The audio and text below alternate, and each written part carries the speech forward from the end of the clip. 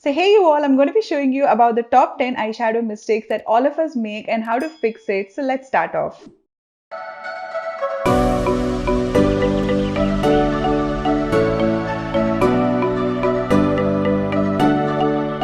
So my right eye is going to be the right techniques and the vice versa for the left eye. So mistake number one has definitely got to be not using an eyeshadow base. So I'm going to use the P. Louise eyeshadow base over here on the right eye for demonstration. So on the left eye, it's going to be bare skin and we're going to go along with eyeshadow directly. So one of the most biggest problems of not using an eyeshadow base is that your eyeshadows do not have anything to stick onto, basically nothing to adhere onto. So one easy way to remember this is that all the eyeshadow pigments are just going to be moving along on your lid without having a certain base to stick onto. So if you want to make your eyeshadow colors pop and you want to make them stay longer and you want them to look more pigmented, make sure that you use an eyeshadow primer. Mistake number two is not maintaining the shape of your eyeshadows. The first boundary is going to be from your nose to the outer corners. The second boundary is about knowing your crease. The fold of your eye is basically known as the crease. So the angle that I'm showing you right now on the screen is going to be like the most basic eyeshadow angle, and this works for a lot of different eye shapes. So mistake number three has definitely got to do with holding your brushes wrong. So when you look at any brush, it does have the ferrule and it does have the handle over the back. So hold your brushes between two fingers and then incline it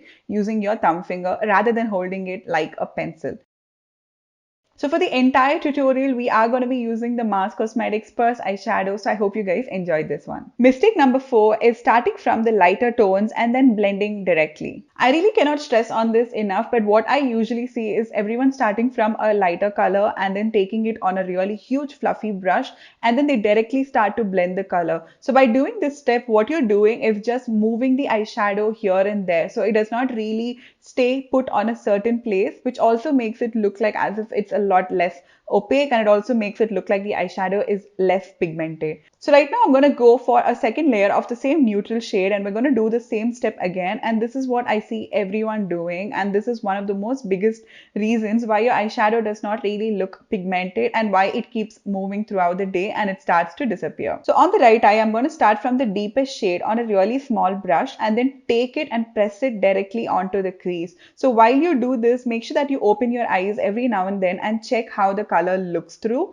and then you can continue. So just take it slow and pat the color on top of the eyeshadow primer along the crease and the outer corner. So on the other eye, I'm going to show you, which a lot of us do, which is to take the color and then start to buff it directly into your skin. So you can see the difference between both the eyes and how intense the same color looks on the other eye when you use the right techniques.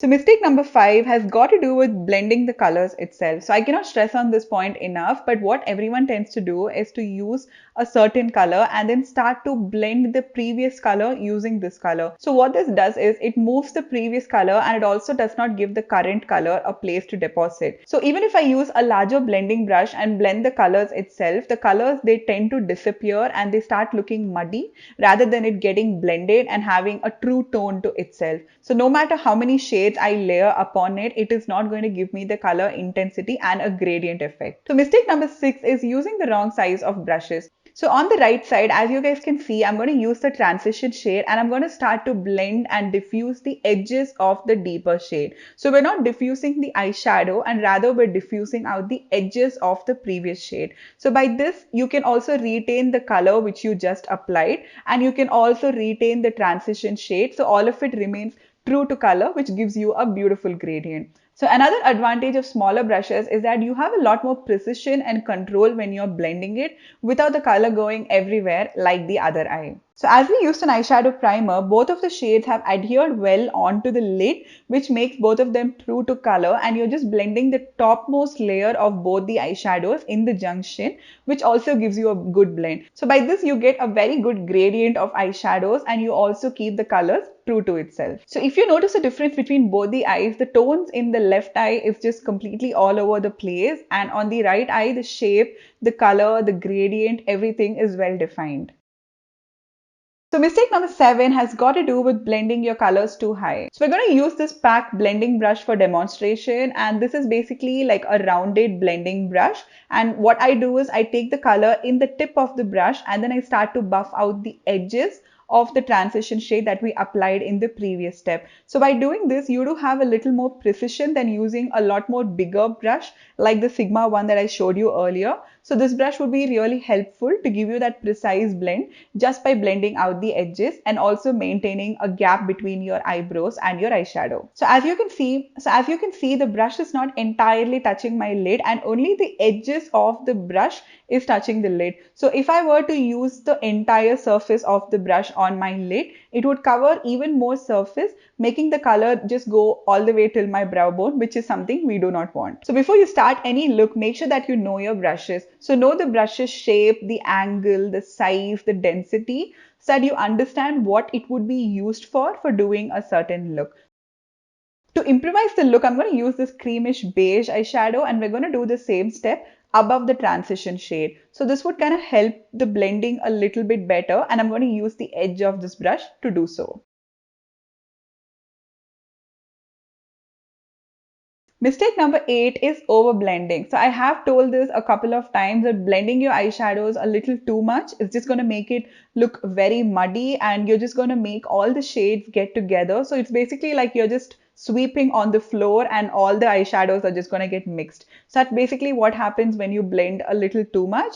So rather just stick to blending only the edges of every single eyeshadow like how I did on the right eye. So here's a close-up of 4 different eyeshadow brushes that I've used. So when you look at the first one, it's extremely huge and it's very fluffy. So I wouldn't advise anyone to use this brush unless and until you're buffing out the last and the final shade in your look.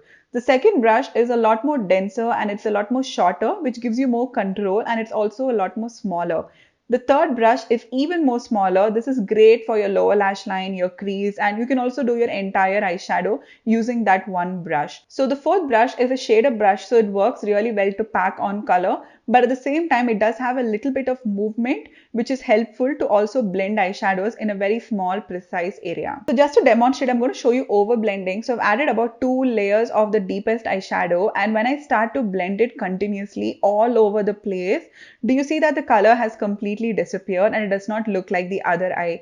So this is what over blending does, especially when you don't have control on what you're blending and it's always necessary to blend only the edges of your eyeshadow. Mistake number 9 is buffing out your shimmers. So I'm going to take a little bit of shimmer eyeshadows, and when you do not press and pack your eyeshadow and if you just start to buff the colors out, this is what happens. The color just gets everywhere and you get a lot of fallout on your skin. And even if you go on with a second layer of eyeshadow and if you continue to buff and if you continue to drag and pull and tug on your eyeshadow, it's going to go all over the place. Rather, just use a very small precision brush and press the color onto your lid. And when you go towards the edges, start to tap and then start to blend it along the way. So do not blend and do not move because that's going to lift the colors off.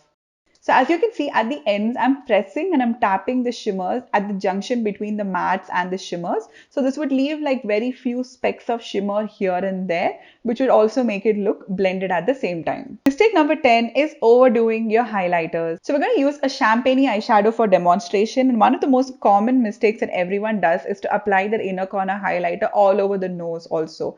And then when they apply it on the brow bone, it goes into the eyeshadow and they apply it throughout the entire brow bone. So rather, you just have to take the color and apply it along your inner corner and take it only below the arch of the eyebrow. So this would kind of give you that really beautiful highlighted effect rather than overpowering your entire look. So once you highlight, make sure that you blend out the edges of it. So all the 10 mistakes that I mentioned are from my opinion for anyone who has issues like this. But if there's any of the steps that you really enjoy doing it, then please go ahead because that's what makes you happy and that is the most important thing in the world. So I hope you guys found this helpful and you enjoyed it, and please do consider subscribing if you did, and do give me a big thumbs up and check out my other eyeshadow tutorials and reviews. So let me know all of your queries and questions down in the description bar below, and make sure you check out my other tutorials if this video interested you. And I'll catch up to you guys for another one. Until next time, bye.